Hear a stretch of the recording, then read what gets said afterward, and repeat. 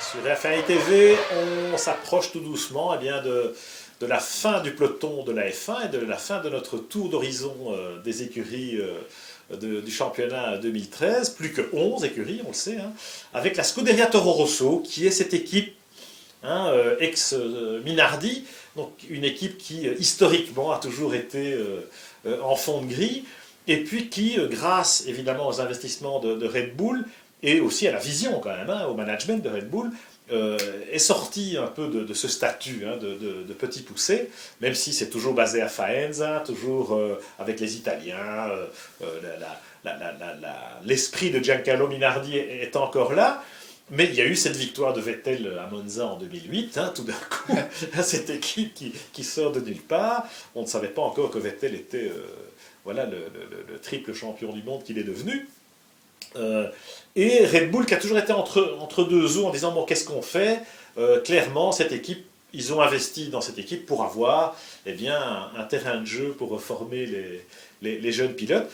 Jusqu'à présent, on ne peut pas dire que cette politique a vraiment porté ses fruits, en dehors du cas Sébastien Vettel, mais qui aurait tout aussi bien pu être formé chez BMW Sauber ou ailleurs, puisqu'il y avait un pied aussi.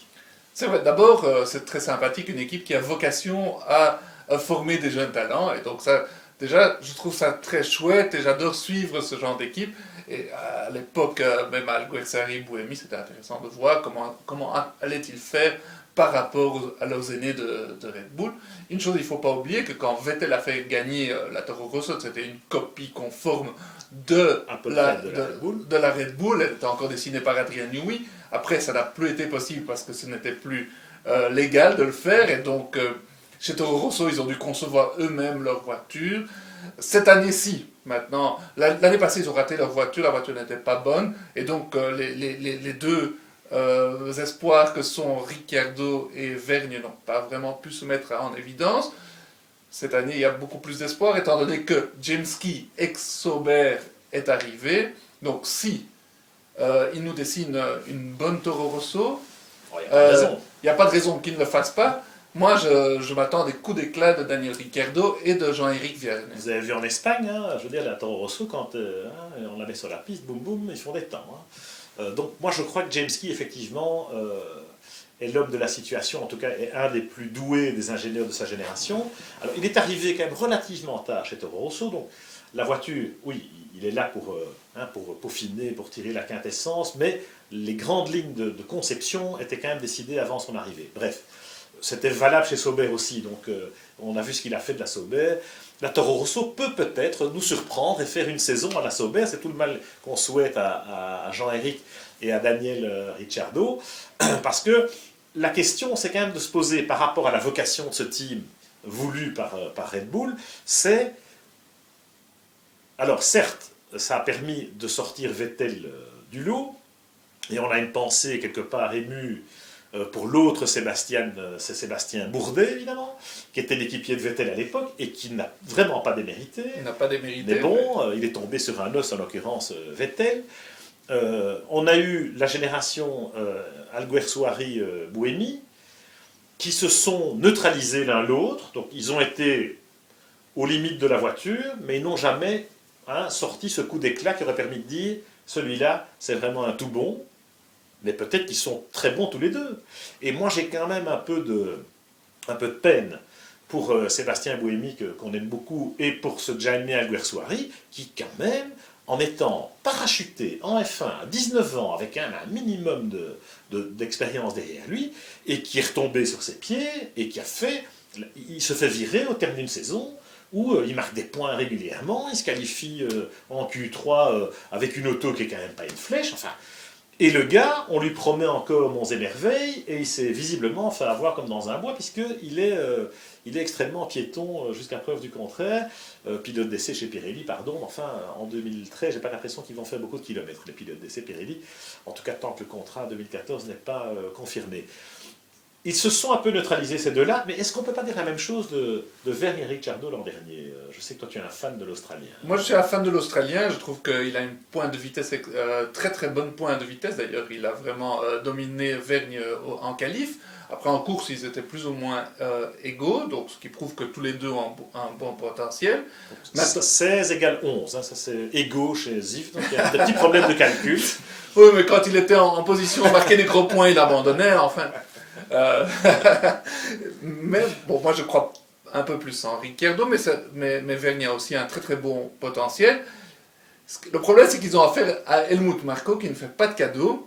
Et la politique de Red Bull est vraiment fort dure, mais c'est un business qui est dur, et c'est comme ça. Il faut montrer des performances, et des fois, il s'agit d'un peu de chance pour éclore ou ne pas éclore. Et c'est vrai que c'est un peu dur, surtout pour Alguersuari qui se retrouve à pied à 22 ans alors qu'il n'a pas démérité.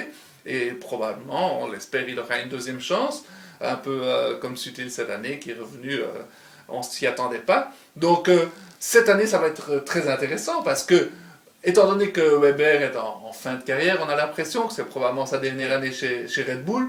Il y a un volant qui se libérera en fin de saison. Maintenant, j'ai l'impression que chez Toro Rosso, ils ne vont en garder qu'un des deux.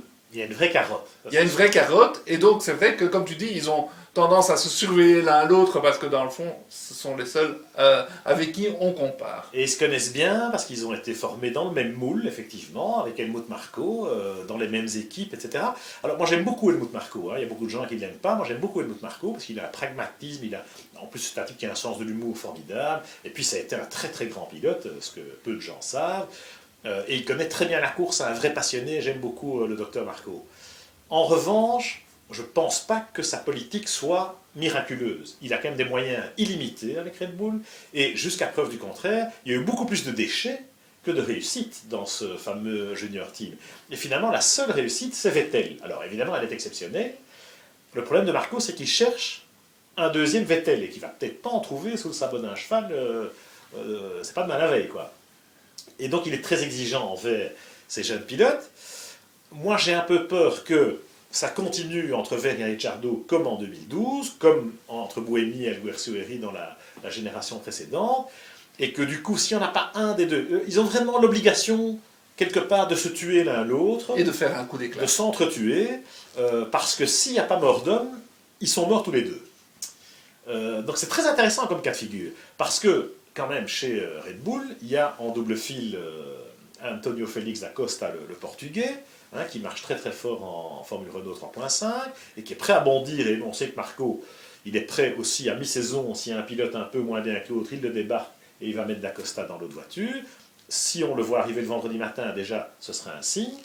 Il y a le fils Sainz, par ailleurs, qui est poussé dans le dos. Il n'a pas encore il y a Buemi qui est toujours là comme troisième pilote. Pas encore prouvé. Il y a Buemi qui est là, mais plus en réserviste, je pense, qu'autre chose. Voilà. L'intérêt de la saison pour Toro Rosso, d'abord, c'est cette voiture. Est-ce que la patte James Key va permettre à l'équipe Toro Rosso de quitter cette 9e place qui est quand même un peu anonyme. Et permettre donc à ces jeunes tous de se révéler. De se montrer en Q3, parce que quelque part il faut aller dans le top 10 pour se montrer, marquer des points, ce qu'ils ont fait l'an dernier quand même de façon assez régulière, davantage Jean-Éric que Ricciardo, ok, on verra ce qu'il en sera en 2013, parce que Jean-Éric n'avait pas tout à fait le même niveau d'expérience que Ricciardo.